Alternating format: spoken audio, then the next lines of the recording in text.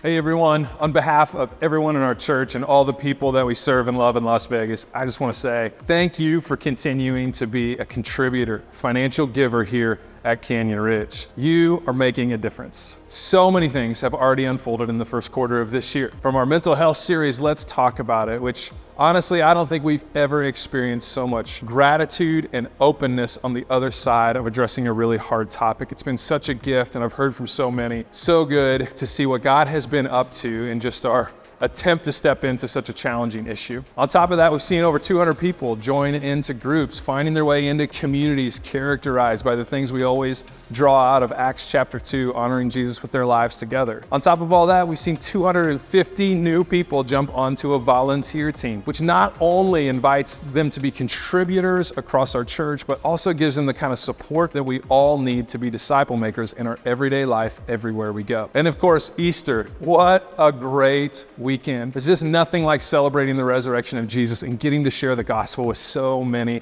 folks who may not have yet heard it, and encourage you to share along with your people. So good. But listen, in the vein of giving, there's lots of good news here too. We've seen over 300 new givers since December. These are people who are taking something God has entrusted to them, and maybe for the first time, or at least the first time at Canyon Ridge, giving back in His name alongside so many people to see good come about in their lives and the lives of people around them. It's so worth celebrating. Giving so far this budget year has been strong. And listen, I just want to encourage everyone, keep going. Our commitment is whatever we give together is to make every single dollar count in the name of seeing and sparking a movement of disciple makers with too many generations to count, not only here in Las Vegas, but beyond. As we look ahead, we're already on our way in a series through the Gospel of John, having the opportunity to read carefully through it, each of us gathering with our family, life groups, maybe some folks that you invited along to Easter, to discover well how Jesus sees the world and to try to look at the world through His eyes, which is going to be so important in days ahead. We've got mission trips to multiple countries coming up. We've got summer camps for our students, which is such a highlight